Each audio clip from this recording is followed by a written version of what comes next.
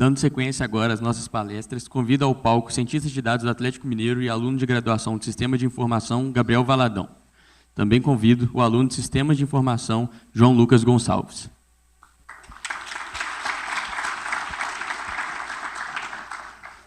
Eu sou o Gabriel, esse é o João Lucas e a gente vai apresentar o trabalho aqui. O João Lucas vai fazer a introdução para vocês. A gente fez o trabalho Caracterização de Estratégia de Futebol com base na frequência, importância e efetividade de jogadas. A gente fez o trabalho em conjunto também com o João Luiz, o Vinícius, o Hugo, os professores Adriano e Wagner, aqui do Laboratório de Esportes Analytics do DCC da UFMG. Então, a gente vem vendo nos últimos anos o uso crescente de dados em todas as esferas da sociedade e no esporte também. No futebol, igual o Léo explicou, os dados de eventos são dos principais tipos de dados e que são dados que caracterizam os passes, os chutes, os dribles, as carregadas. E a partir desses dados a gente pode resolver vários problemas. No nosso caso aqui, o problema que a gente quer resolver é como qualificar e quantificar jogadas típicas de um time. E para isso a gente pode aplicar identificando padrões de jogadas e assim estilo de jogo do time, seus pontos fortes, seus pontos fracos, e assim dar suporte a uma tomada de decisão estratégica por parte dos times. Alinhado a isso, na literatura a gente achou vários trabalhos relacionados. Aqui a gente está destacando do McCarthy, que ele buscou encontrar sequências de passes que terminam em finalizações. E para isso ele usou uma métrica de finalização para filtrar as sequências que terminaram com as melhores chances de gol. Além disso, também ele dividiu o campo em zonas, igual vocês podem ver, que aqui a gente chama de grades, para abstrair a localização real do evento para a zona que ela ocorreu. Nessa imagem, a gente pode ver que cada cor representa uma sequência e que todas as sequências nessa imagem terminam na zona 26, que seria dentro da área do adversário, que é geralmente onde ocorrem as melhores chances de gol. Falando um pouco agora da nossa metodologia, a gente começou modelando o problema e definindo o que é uma jogada, como uma sequência contígua de ações executadas pelo mesmo time, incluindo passes, dribles, carregadas, chutes, cruzamentos. E para caracterizar essa jogada, a gente definiu 3 dimensões. A frequência, que é a significância dela, ou seja, quantas vezes ela ocorre, a importância dela, para distinguir entre jogadas acidentais e momentos mais elaborados, realmente, e a efetividade, que é o impacto que essa jogada gera na vantagem competitiva do time. E o nosso desafio é analisar essas 3 dimensões de forma conjunta. O segundo passo foi identificar e preparar os dados. A gente usou os dados abertos de evento da Y-Scout na Premier League na temporada de 2017-2018 e padronizou para o formato SPADL, que é uma das principais ferramentas na área. Após obter esses dados, a gente fez um enriquecimento, adicionando a localização na grade, igual eu expliquei do trabalho anterior, e nos agrupamentos Soccer Mix. Igual a gente pode ver no mapa acima, o agrupamento Soccer Mix ele leva em consideração não só a localização que aquela jogada ocorreu, mas também o tipo de ação. Dessa forma, a gente tem uma informação muito mais rica, muito mais detalhada da abstração daquela jogada. E para valoração, o trabalho do McCarthy usa o XG para filtrar os chutes com alta probabilidade de gol, e a gente usa o VAP. Igual o Léo explicou também, o VAP gera um valor para cada tipo de ação. Então, igual a gente pode ver na imagem, a gente tem os passes, as carregadas, o chute, todos os tipos de ação são valorizados pelo VAP.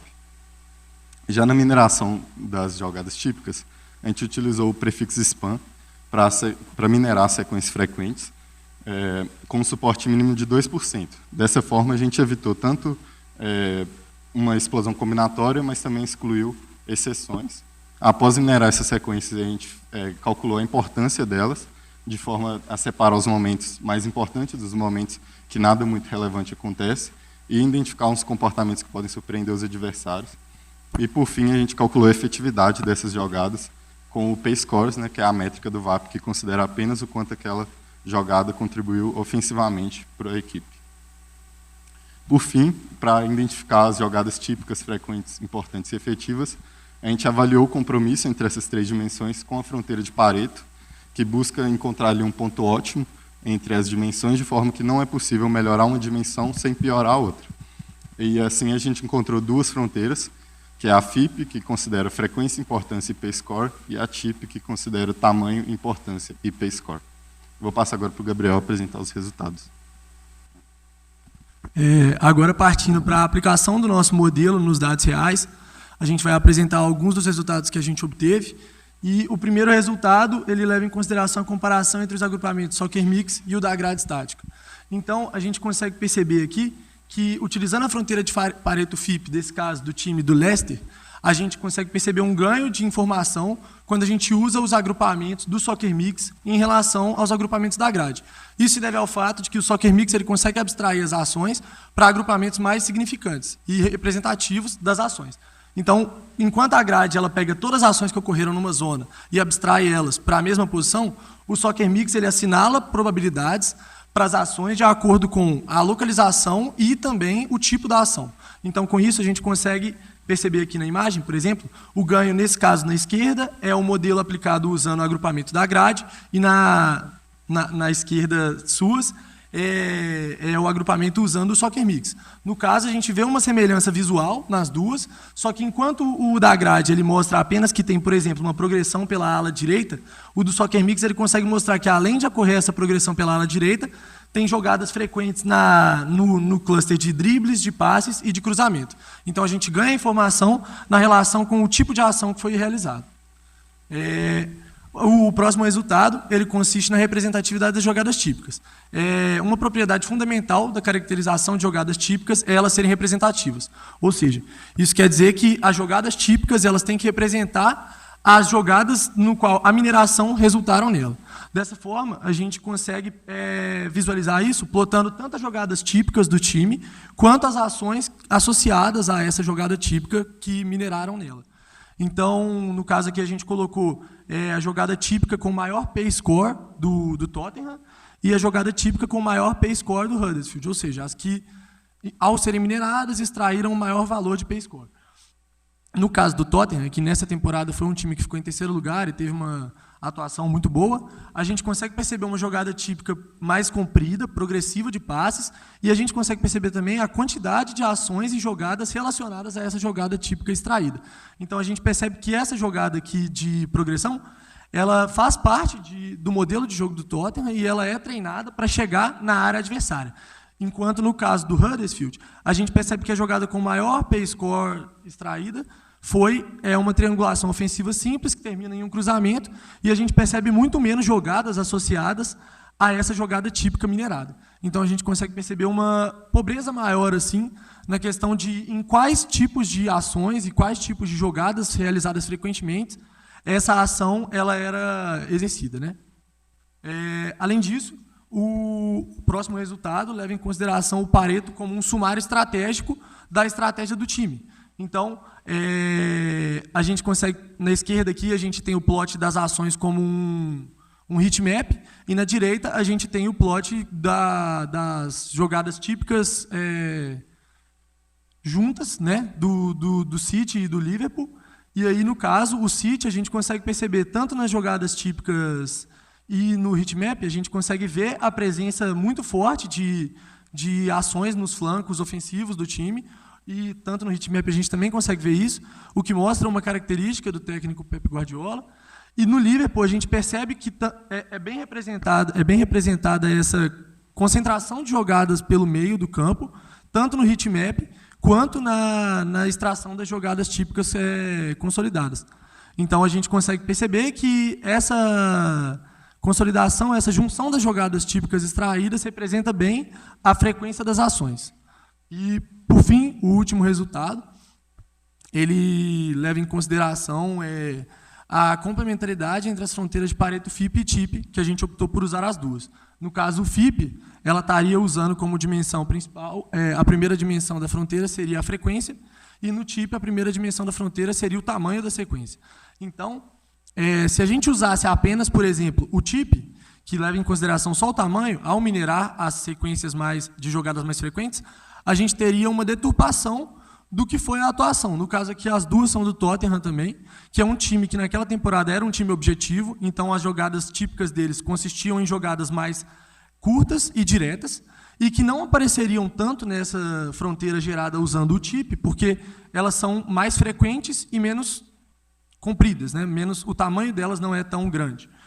E aí a gente pode ver, usando o FIP, que leva em consideração a frequência e não o tamanho, que essas jogadas elas mostram, por exemplo, uma rede de construção defensiva muito maior do que é representada quando usam o tamanho, e uma disposição tática do time mais justa e mais condizente com a posição que o time ficou na tabela, que foi uma boa atuação, enquanto se usasse só o TIP, ia parecer um time mais pobre em questão de treinamento e de criação de jogadas.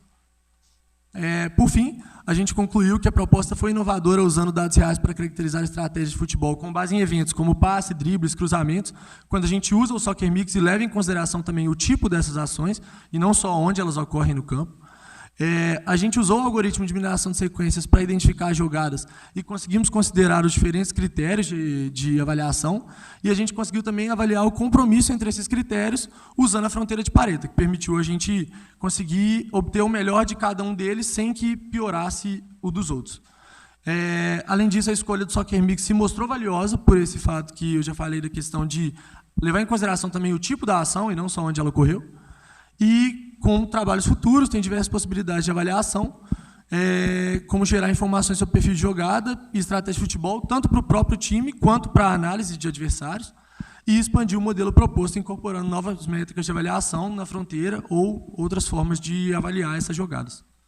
E é isso. Muito obrigado a todos e estamos abertos a perguntas.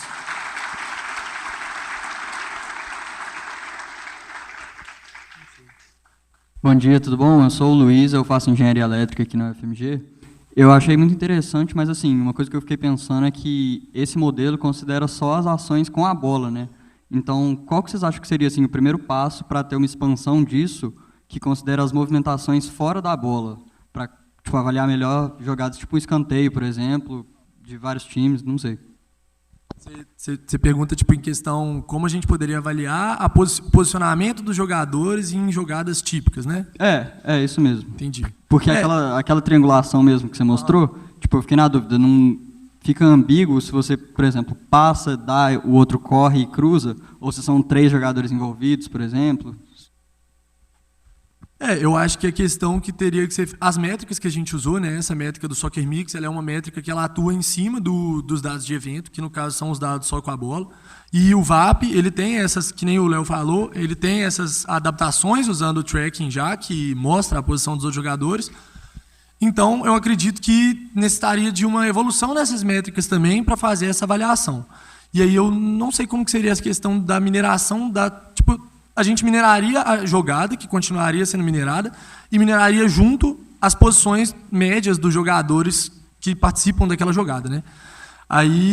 Só que para fins, por exemplo, você falou de jogada com a bola, o Soccer Mix em si, ele tem uma aplicação que não foi muito explorada no nosso paper, que consistia na mineração das jogadas com a bola mesmo, mas ele tem uma forma de ser usado, que é com relação a ver o quanto a estratégia defensiva de um time pode mudar a média de atuação do time adversário. Então, você consegue, usando o Soccer Mix, analisar a forma de ataque dele, a forma média de ataque, por onde ele ataca, e com base nos clusters mais utilizados de posição e de tipo de ação, e tentar anular esses clusters mais usados, né? Então, se você conseguisse fazer com que ele atuasse menos nos clusters que ele atua mais, queria dizer que sua defesa foi mais efetiva, né, nesse caso. Então, seria mais isso. Mas nessa questão de levar em consideração a posição dos outros jogadores, eu acho que teria que ter essa colocação do tracking junto, e aí toda uma adaptação dos modelos e da mineração em si.